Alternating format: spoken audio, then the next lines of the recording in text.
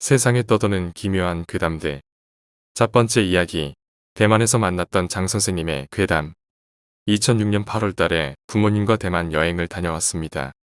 군대 가기 전에 비행기도 못 타본 아들이 불쌍하다고 어머니께서 대만 여행 가자고 하셔서 여러 가족들과 같이 패키지 여행으로 갔습니다. 그 당시 저희를 가이드해 주신 화교분이 계셨는데요. 한국 기업에 근무하시다가 고향이 그리워서 대만으로 돌아온 장 선생님이라는 분을 만나게 되었고 4박 5일 동안 장 선생님의 가이드를 통해 대만 구석구석을 돌아다녔답니다. 여행은 장시간 이동을 하는 경우가 많았는데 이때마다 장 선생님께서는 괴담 이야기를 몇 가지 해주셨습니다. 저같이 괴담을 좋아하는 사람들은 귀를 쫑긋하고 듣게 되었지요. 오늘은 한 개만 적어보도록 하겠습니다. 1. 대만의 8월은 너무 덥습니다. 제가 갔을 때가 40도가 넘었어요. 그렇게 더운 여름 시내를 차로 돌아다니면서 더위에 쩔어있으니 장 선생님이 제가 무서운 이야기 하나 해드릴까요? 이러시더군요. 그래서 제가 네, 해주세요. 이랬답니다. 그러자 장 선생님이 말씀하셨습니다. 방금 말씀하신 한국 대학생분은 길에 돈이 들어있는 봉투나 지갑이 떨어져 있으면 무슨 행동을 하요? 당연히 돈만 빼고 버릴 것 같은데요. 라고 제가 대답했습니다. 그쵸. 거의 모든 한국 관광객분들은 그렇게 이야기하시더군요. 그럼 보따리가 떨어져 있으면 어떻게 할 것 같나요? 라고 장 선생님이 말씀하셨습니다. 보따리는 글쎄요. 뭐가 들었는지 볼 것 같습니다. 라고 제가 대답했습니다. 역시 다른 분들이랑 비슷하네요. 근데 대만에서 돌아다닐 땐 그러지 마세요. 저는 물론 차에 타고 있던 사람들은 하나같이 왜 그런 거지? 라는 표정을 짓고 있자 그 이유를 설명해 주셨습니다. 대만에서는 결혼을 못하고 죽은 처녀가 있으면 죽은 처녀의 영혼을 달래주기 위해 영혼 결혼식을 한다고 합니다. 근데 남자친구나 정인이 없던 처녀들은 영혼 결혼식을 할 수가 없겠죠. 그렇기 때문에 대만에서는 남자친구나 정인 없이 죽은 처녀의 부모들은 죽은 딸이 살아있을 때 쓰던 지갑에 돈을 넣고 길에 버려둔다고 합니다. 보통 빨간 지갑이 많다고 합니다. 지갑 이외에도 빨간 봉투에 꽤 큰 액수의 돈을 넣어놓거나 처녀가 쓰던 물건들은 보자기로 넣고 묶은 다음 길에 버려둔다고 합니다. 그런 다음 누군가 지갑이나 봉투, 보따리를 줍는 남자에게 달려가서 죽은 자기 딸과 결혼을 해야 된다. 라고 협박을 한다고 합니다. 그 당시 제가 이야기를 듣고 의문점이 생겨서 장 선생님에게 물어봤습니다. 그럼 싫다고 도망치면 되잖아요. 그분들이 그렇게 쉽게 보내주실까요? 라고 장 선생님이 말했습니다. 위에 장 선생님이 당시 말했던 것처럼 죽은 처녀의 부모들은 스토커처럼 그 남자를 따라다닌다고 합니다. 이 과정이 상당히 귀찮기도 하고 이러한 행동을 대만의 전통의 풍습으로 여기는 문화가 있어서 대만 분들은 의외로 쉽게 그냥 죽은 처녀와 영혼 결혼식을 한다고 합니다. 얼마 전에 사진과 올라온 글처럼 처녀의 시체와 하룻밤을 자는 건 아니고요. 그 처녀를 화장하기 전날에 그 처녀가 사용했던 물건을 방 안에 두고 함께 잔다고 합니다. 이때 처녀의 영혼이 신랑과 함께 첫날 밤을 보낸다고 합니다. 다음 날이 되어 죽은 처녀를 화장을 하면 신랑과 함께 밤을 보냈던 그 물건을 함께 화장시켜준다고 합니다. 그 이후에는 매년 그 처녀의 기일날 제사를 지내주는 것이 바로 신랑의 역할이라고 하시더라고요. 참고로 유부남은 영혼 결혼식을 통해 죽은 처녀의 영혼을 첩으로 둔다고 합니다. 제사를 꼬박꼬박 빼먹지 않고 잘 지내주면 그 죽은 처녀의 영혼이 신랑에게 여러 가지 도움을 준다고 대만 사람들은 믿고 있다고 이야기해 주셨답니다. 제사를 꼬박꼬박 지내서 사업이 번창했던 사람도 있다고 하더라. 라는 이야기도 있다고 하고 또 영혼 결혼식을 한 남자는 영혼 결혼식과 상관없이 결혼을 해도 된다고 합니다. 지금 생각해보면 그래서 쉽게 그냥 영혼 결혼식을 하는 걸지도 모르겠네요. 장 선생님은 한국 분들의 문화와 영혼 결혼식에 대한 거부감이 있으니 함부로 만지지 마세요. 별로 무섭지 않은 겁을 주셨습니다. 그때 있던 초딩이 제가 좋으면 어떻게 돼요? 한국까지 따라와요? 라고 물었습니다. 한국에서 성인이 될 때까지 기다릴 거려? 크크 첫 순결을 귀신에게 주지 마세요. 라는 말을 장 선생님이 하셔서 그때 있던 어른들은 다 빵 터져버렸답니다. 마무리를 지어보자면 최근 대만에서는 많이 없어진 풍습이라고는 하네요. 저 역시도 돌아다니면서 빨간 지갑이나 봉투를 본 적은 없었어요. 장 선생님에게 들은 첫 번째 괴담이었네요. 관광 가이드 장 선생님에게 대만 괴담 이야기를 듣고 난 후에 저는 계속해서 장 선생님에게 대만 귀신 이야기해주세요. 라고 계속 졸랐는데요. 그때마다 귀신이 있는 곳이나 있었던 곳에 가면 해드릴게요라는 말만 듣게 되었습니다. 무더운 대만 여름 날씨에 지쳐가고 있던 저희 일행은 대만의 101층 빌딩 관광을 가게 되었습니다. 대만 101층 빌딩으로 이동 중에 때마침 하얏트 호텔을 지나가게 되었고 장 선생님은 저를 보시더니 대만 하얏트 호텔에 대해 이야기를 해주셨습니다. 대만 하얏트 호텔은 세계 귀신 출몰 호텔 10곳 중에서 아시아에서 유일하게 귀신이 나오는 호텔로 10위에 선정되었다고 합니다. 그래서 외국 관광객들이 귀신을 보러 할로윈 때 일부러 투숙한다고 하네요. 대만 하얏트 호텔이 생긴 지는 약 20년 정도로 처음 신축된 하얏트 호텔의 직원들은 새로운 직장이라는 사실에 엄청난 열정을 가지고 일을 시작하였다고 합니다. 그렇게 일을 하던 도중에 1층 새벽 근무자들이 이상한 것을 발견하게 됩니다. 매일 새벽 1시에 아무도 없는 1층에 멈춘 엘리베이터가 문이 열리고 문이 닫힌 다음에는 특정 층으로 이동했다고 합니다. 특정 층이라고 한 건 몇 층인지는 절대로 안 가르쳐 주시더군요. 엘리베이터가 1층이 아닌 다른 층에 있으면 1층으로 내려와 문이 열린 다음 특정 층으로 이동했다고 합니다. 처음에는 대수롭지 않게 여기던 직원들은 엘리베이터 수리기사를 불러서 엘리베이터를 수리하였는데요. 수리기사는 엘리베이터에는 아무 문제가 없다라는 말을 했다고 합니다. 그리고 똑같은 엘리베이터인데 이것만 고장 날 리도 없고 설치한 지 얼마 되지 않은 엘리베이터라 쉽게 고장이 날 리도 없다라고 강하게 어필한 뒤에 사라졌다고 하네요. 직원들은 수리기사가 수리를 못하고 그냥 저러는구나 라고 생각했다고 합니다. 근데 엘리베이터가 그렇게 움직이고 난 뒤에 한 가지 문제가 있었는데 유독 그 특정 층에 묶었던 손님들이 1시에 프론트로 전화를 해서 복도에서 너무 시끄럽게 떠든다고 항의를 했고 그때마다 특정 층에 올라간 직원들은 아무것도 보고 듣지도 못했다고 합니다. 그저 손님이 예민하구나라고 생각했다고 하네요. 근데 그 층에 투숙했던 관광객들이 투숙을 마치고 나오면서 밖에서 누가 문을 두드렸다. 복도에서 사람들이 걸어다닌다. 라는 말을 공통적으로 했다고 합니다. 그렇게 이런 일들이 발생하고 난 뒤 결정적인 사건이 터지게 됩니다.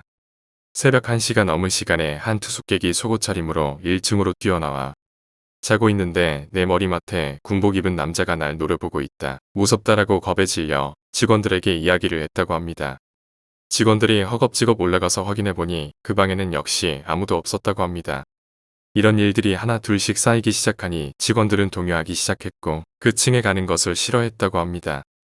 이러한 사실을 알게 된 하얏트 총지배인은 직원들은 교육으로 단속할 수 있었지만 그 층에 묵었던 손님들이 하얏트 호텔에서 묵었는데 기분이 이상했다라는 소문이 돌면서 하얏트 호텔의 투숙객을 점차 줄어들었다고 합니다.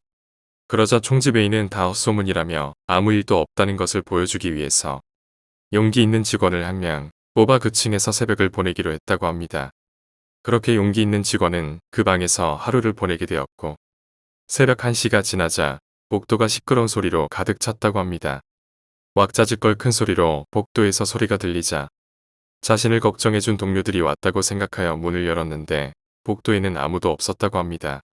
멍하니 문을 닫고 가만히 있는데 이번에는 복도에서 투벅투벅 하시는 걸음소리와 비슷한 소리가 계속해서 들려서 조심스럽게 문을 열었다고 합니다. 하지만 역시 아무것도 없었다고 합니다. 그렇게 문을 닫고 가만히 있자 밖에서는 아무런 소리도 들리지 않게 되었고 직원은 자연스럽게 잠이 들게 되었답니다. 잠이 든 직원이 자다가 기분이 이상해서 눈을 떠보았는데 누워있던 직원의 가슴 위에 군복을 입은 남자가 노려보고 있었고 침대 주위에는 가슴 위에 있는 남자와 비슷한 사람들이 자신을 빙 둘러싸서 보고 있었다고 합니다. 그 자리에서 직원은 기절을 하게 되었고 다음날 다른 직원들이 이를 발견하고 병원으로 보냈다고 합니다. 병원에 입원한 직원에게 이야기를 들은 총지배인은 그 당시 대만에서 제일 유명한 스님을 찾아가 이 문제를 해결해 달라고 부탁했다고 합니다.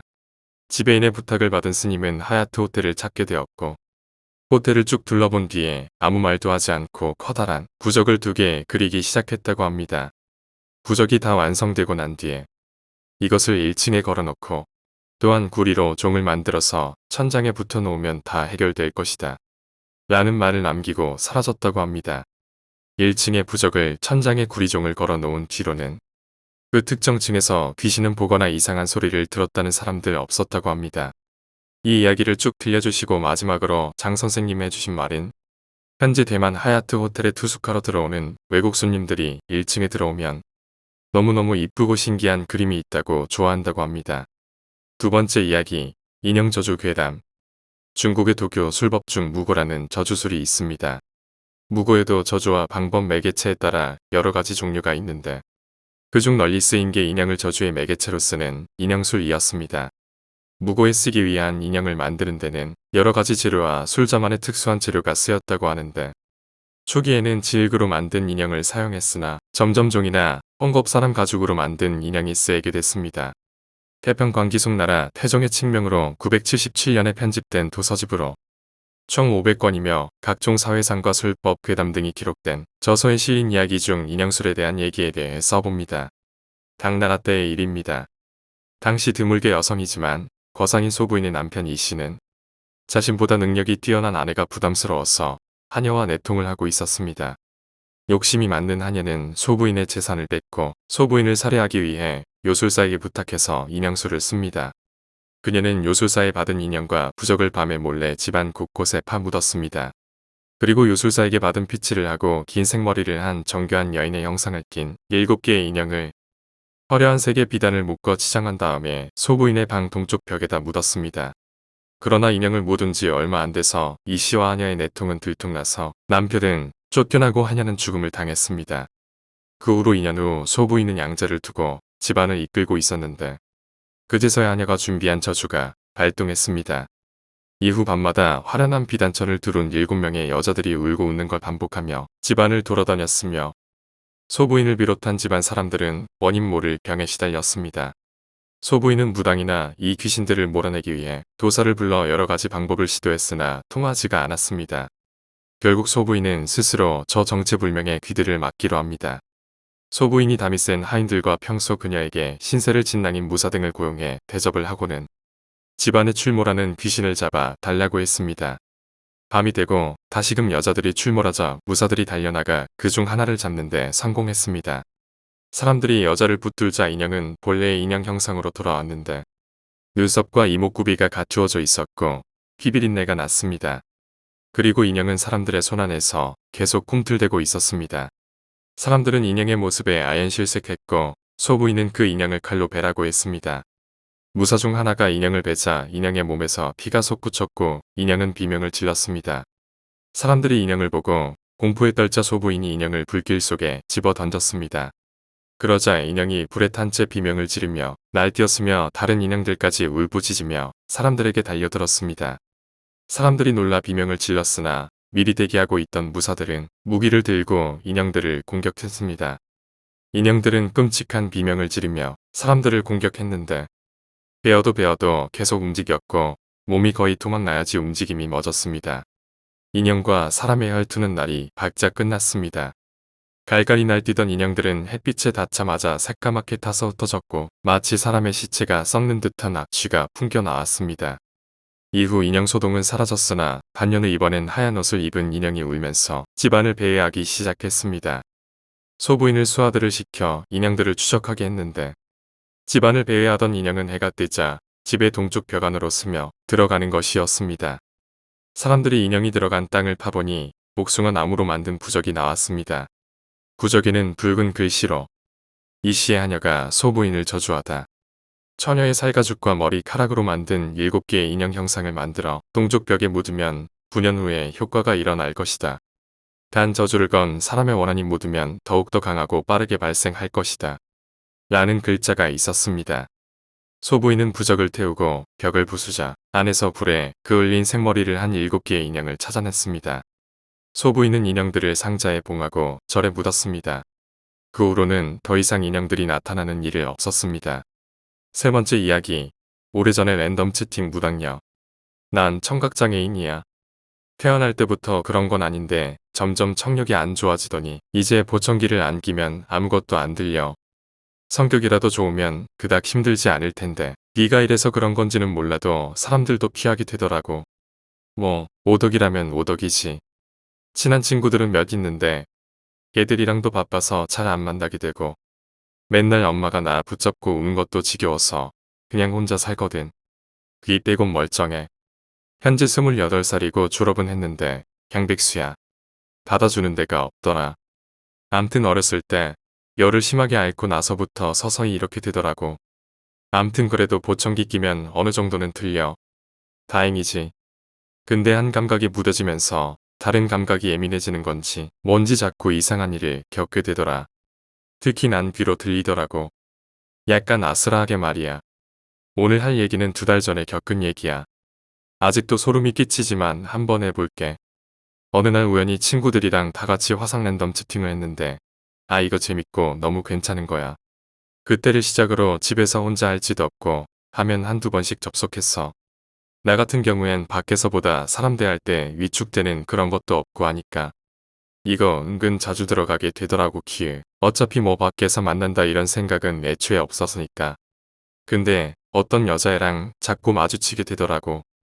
사람도 많은데 자꾸 만나니까 인연인가 싶었지. 얼굴도 이쁘장한 게 오빠 오빠 하면 마냥 좋더라고. 근데 얘가 자꾸 야시시해지는 거야. 가끔은 신난다고 노래 틀어놓고 춤도 추고 자기 가슴이 커진 것 같지 않냐면서 보여주기도 하고.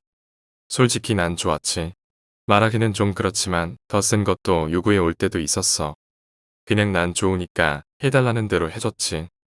근데 내가 키우는 고양이가 화면에 걔만 나타나면 자꾸 꼬리 세우고 빳빳하게 노려보더라고. 고양이가 그러니까 괜히 섬찟섬찟 하더라. 얘한테 뭐가 있나 싶기도 했지. 지금 생각해보면 그때 정신 차렸다면 괜찮지 않았을까 싶기도 해. 하루는 자기가 꼭 해보고 싶은 게 있는데 엄마한테 들키면 안 되니까 새벽 3시쯤에 만나자고 하더라고. 뭐 그러자고 했지. 평소처럼 얘기하고 있는데 오늘은 꼭 스피커를 켜라는 거야.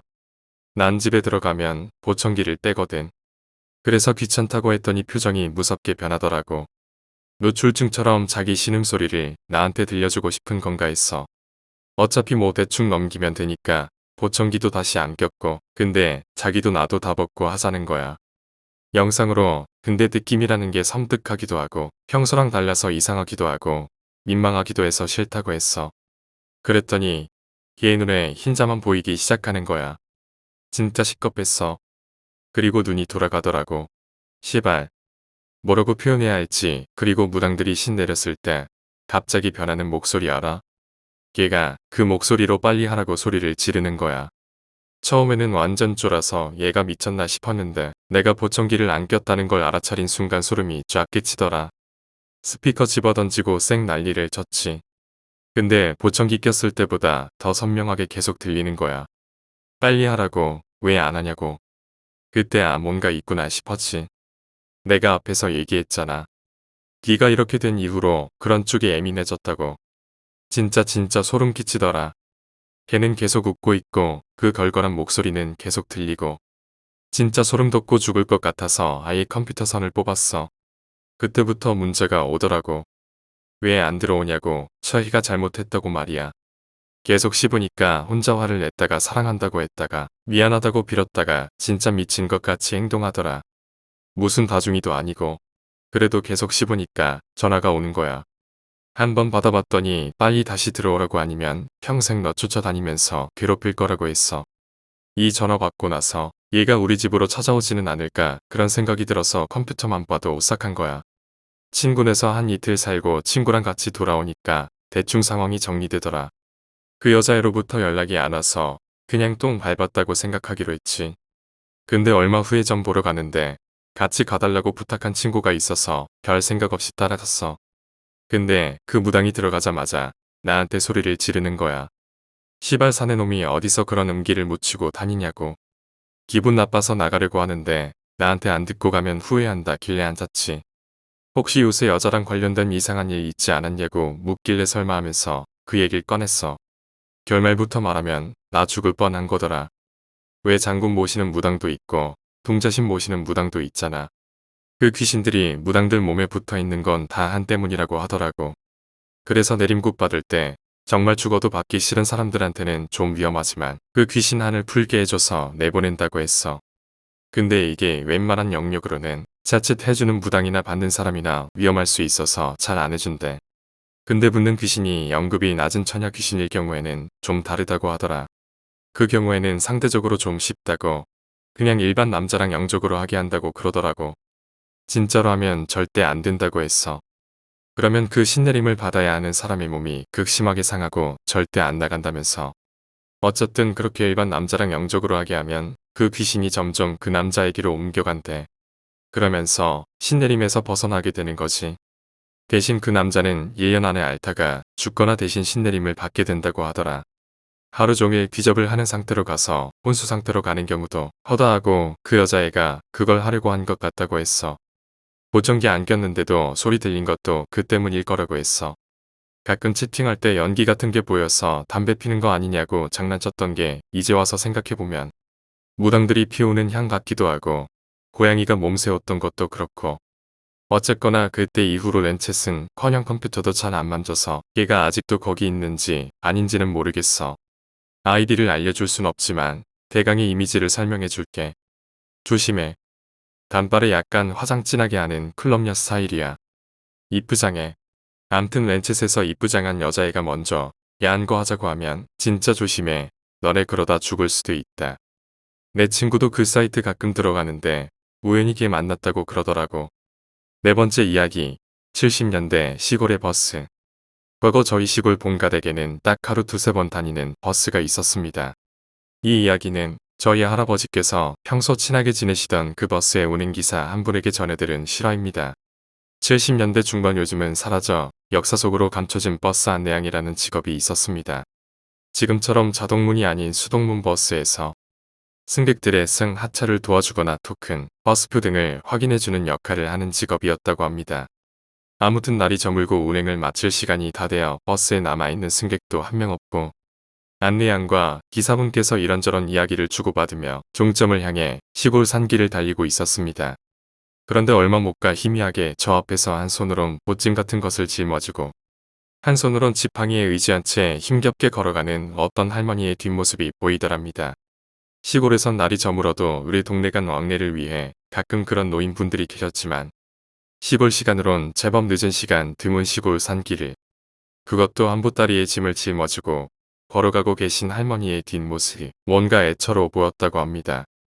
안내양과 잠깐의 상의를 거쳐 차로도 꽤 걸리는 길이고 한참을 가야 읍내가 나왔기 때문에 버스 정류장은 아니었지만 시골 인심을 발휘해 차를 세워 할머니를 무료로 태워드리기로 했습니다.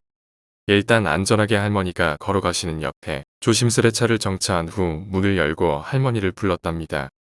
귀가 잘 들리지 않으신 것 같아 안내양이 내려 할머니를 붙잡고 목적지를 여쭙고 버스 승차를 권유드리고자 가까이 다가갔는데 일단 뒷모습으로 확인했듯이 차림새나 외관에선 이상한 점이 없었으나 안내양을 돌아본 얼굴이 상당히 무섭게 생겼었다고 합니다. 버스 불빛에 비친 얼굴이 마치 이 세상 사람이 아닌 것 같은 얼굴이었다고 합니다. 시골 어르신들의 일반적인 정겹고 주름이 많으시고 푸근한 인상이 아닌 뭔가 굉장히 날카롭고 특히 요즘 한 개그맨이 하는 일본의 전통 분장처럼 너무나 창백한데 입술이 유독 새빨갛고 눈도 충혈되어 있으신 데다 뭔가에 화가 난 사람처럼 쏘아보는 눈빛이 너무 강렬했다고 합니다. 순간적으로 돌아보는 할머니의 얼굴에 흠칫 놀라긴 했지만 버스 운전기사와 나눴던 이야기도 있고 시골 어르신에 대한 배려로 다시 버스 승차를 권유드렸는데 할머니는 그냥 별 말씀 없이 그냥 순순히 안내양을 따라 버스에 오르셨고 탑승하자마자 보침 속에서 뭔가를 꼬깃꼬깃 꺼내시더니 안내양에게 건네줬다고 합니다. 얼핏 보니 지폐 몇 장이었고 좋은 의도로 태워드렸는데 굳이 돈을 주셔서 일단은 받아들고 안내양들이 돈을 보관하는 지갑 안에 넣었습니다.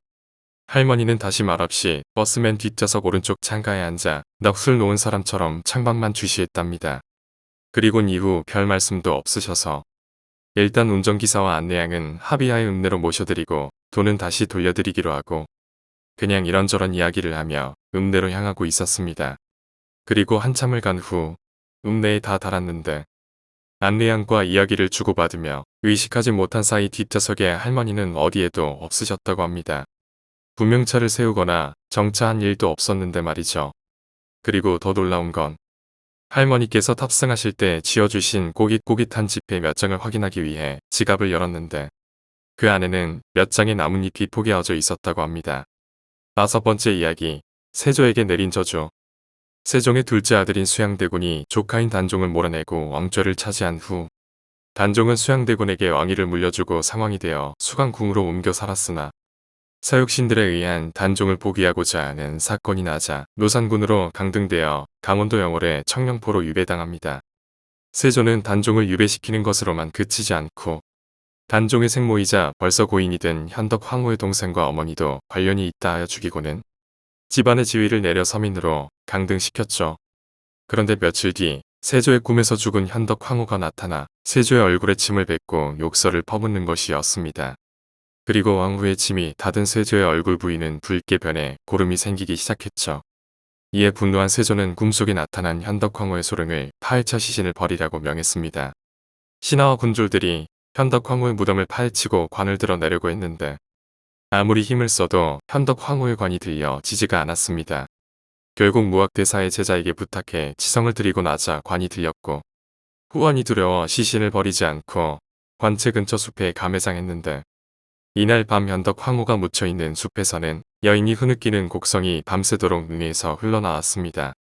이 때문에 사람들은 밤에 그곳이 무서워 잘 가지도 않았으며 파헤쳐진 능의 나무나 석재를 건드는 자가 있으면 2명이나 그 자리에서 죽는 등 변괴가 일어나 공포에 떨었습니다.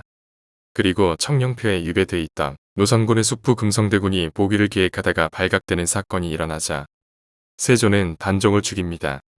그 후 며칠 뒤 세조는 악몽을 꾸게 되는데 꿈에 피눈물을 흘린 현덕왕후가 나타나 매우 분노하며 말하길 내가 죄 없는 내 자식을 죽였으니 나로 내 자식을 죽이겠다.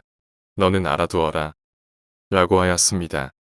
세조가 깜짝 놀라 잠에서 깨었는데 이후 세조의 아들인 동궁세자가 갑자기 죽었다는 전갈에 아연실색합니다. 세조실록에는 동궁세자가 병이 크게 들어 20세의 나이로 죽었다고 하는데 조선 정조 때에 이긍이기 펴낸 역사책인 연려실기술에서는 이렇게 기록돼 있죠. 세조가 현덕 황후의 소릉을 파헤치게 한 것은 사실이며 그러한 행위로 인해 현덕 황후의 악몽에 시달렸으며 노선군의 죽음 이후 동궁세자가 두련사한 것으로 미루어 볼 때 세조의 꿈에 현덕 왕후가 나타나서 저주 등의 말을 한 것은 사실로 보아야 할 것이다. 이후에도 세조는 현덕 황후의 원기에 시달렸다고 하며 피부병은 점점 심해져 갔습니다. 또한 학자인 이자의 음해일기에 나오는 기록을 보면 나라의 홍수와 전염병 등 우환이 닥치자 세조께서 대한대사를 불러 왜 나라에 궤변이 있나라고 물어보자 대사는 죽은 현덕 황후께서 노하셨다고 말했다. 세조께서 이제 어떻게 하면 되냐고 라고 하니까 대사는 현덕 황후의 관을 찾아 문종대왕과 더불어 모시는 게 좋다고 했다. 세조는 할 수 없다는 듯 그럼 그렇게 하도록 하라고 했다. 그런데 막상 현덕 황후의 관을 찾으려니까 어려움이 있었다. 그나마 꿈에 죽은 현덕 황후가 나타나 가르쳐줬다.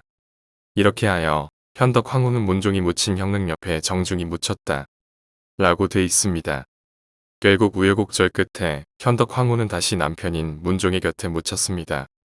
그런데 몇 년을 떨어져 있다 보니 문종의 능과 현덕 황후의 능 사이에는 소나무 몇 그루가 있었는데 이상하게 자라진 못하고 말라 죽었고 사람들이 그 소나무들을 송두리째 베어내자 나라에 궤변이 일어나지 않았다고 합니다.